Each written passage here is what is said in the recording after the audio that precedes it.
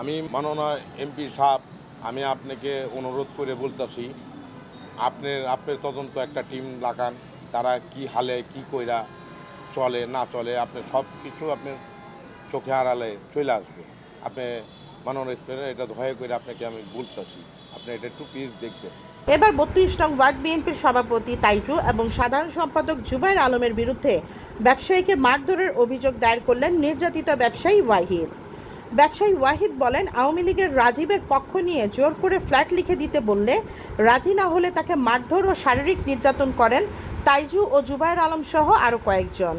এ বিষয়ে তাইজু ও জুবায়ের আলম সহ আরও কয়েকজনের নামে থানায় অভিযোগ দেওয়া হয়েছে। নিরাপত্তাহীনতায় ভুগছেন বলে দাবি করে ভুক্তভোগী ব্যবসায়ী ঢাকা ৭ আসনের মাননীয় সংসদ সদস্য জনাব হামিদুর রহমান হামিদের দৃষ্টি আকর্ষণ করে বলেন, মোহাম্মদ ওয়াহিদ বলছিলাম আমি।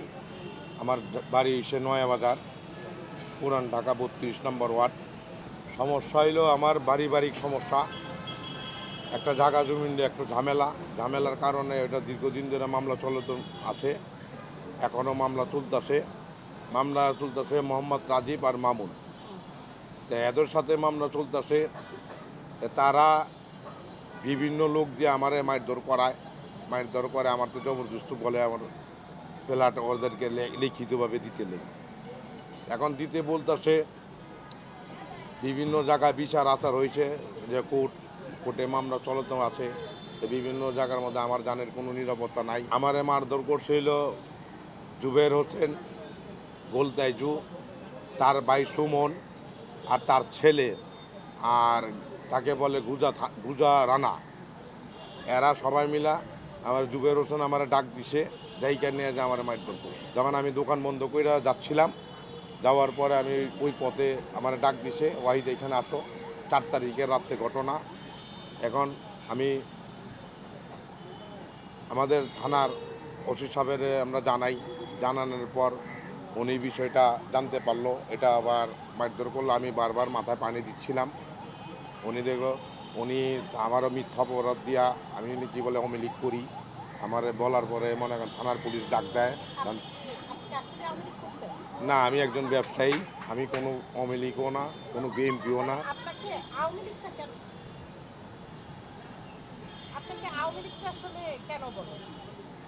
তারা কেন বললো, আমাদের ব্যবসায়ী সমিতির মধ্যে যে কোনো নেতাই আসলে আমাদেরকে ইনভলভ করলে আমরা যেটা অনুষ্ঠানে মিলাদ সালাদ এটিতে ডাক দিলে ওইটার একটা ফুটেজ থাকতে পারে, ওই খাকার কারণে ওইটার দেখায় আমাদের আওয়ামী লীগ মিথ্যা অপবাদী দিতেছে। জি, একটা ছবি। না, আরো অনেক ব্যবসায়ী ভাইয়েরা আছে।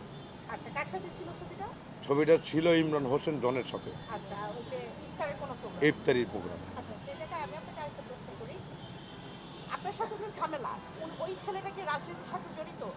হ্যাঁ, ওই ছেলেটা আগে করতো আওয়ামী লীগ, এখন বিএনপির সাথে যোগ দিছে। হ্যাঁ, ওদের কাছে বিচার দিছে, আরও পিছনেও অনেক আগেবার বই আমার হুমকি দিছে, তা আমি কেয়ার করি না। এবার ডাক দিয়ে আমাকে মারধর করছে। হ্যাঁ, অভিযোগ দিয়েছি গতকালকে রাতে আমি দিয়েছি। তা ওসি সাহেব স্বয়ং নিজেই বলছে তুমি তাদেরকে নামে অভিযোগ দাও। আর মিথ্যা অপরাধে আমাকে পুলিশ দিয়ে হ্যারাসমেন্ট করানো হচ্ছে। আমি কোনো রাজনীতির সাথে জড়িত না, কোনো কিছুতে জড়িত না। আমার তারা মিথ্যা অপরাধে মূলত আমার বাড়িক সমস্যা। তা কিছুদিন আগে আমার ওয়াইফের এইভাবে অনেক অত্যাচার করছে, মারধর করছে। আমার ওয়াইফের মারধর করার পরে এটা একটা ফেসবুকে একটা পোস্ট করা হয়েছে, তাও এটার আমি বিচার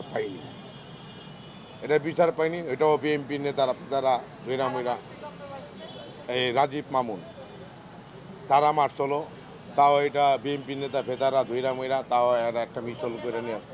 এটা ছিল হইলো আপনার গিয়া আরিফ হোসেন বাপ্পি আর আরও কয়েকজন গণ্যমান্য ব্যক্তি ছিল। তারা বললো যে তোমাদের আত্মীয় স্বজনই তো লাগে, আত্মীয় স্বজন লাগার পরে জানের ভয়ের কারণে আমি কথা বলতেছি। এটা এলাকায় ব্যক্তিতে আমাদের জানের কোনো নিরাপত্তা নাই, যখন খুশি তখন আমাদেরকে মারধর করতে পারে।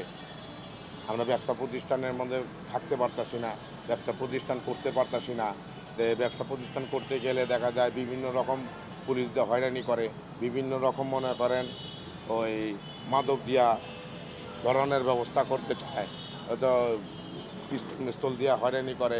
এমন আছে আমার ছেলেরও হয়রানি করে, আমার ওয়াইফেরও হয়রানি করে, মানে বাড়ির কাউই নিরাপত্তা নাই। আমি আমাদের মহাদয় এমপি সাহেবকে আমি জানানো চাই, এই যে আপনি আড়ালে অনেক উকাম খুকাম যাই হয়, এটা আপনি হয়তো বা জানেন না। আমাদের 32 নম্বর ওয়ার্ডে কি হচ্ছে, কি হয়রানি করেছে, আর কীভাবে তারা টাকাগুলি নেয়, টাকার বিনিময়ে তারা এই কাজগুলি করার পরে মনে করেন তারা মানুষ মনে করে না।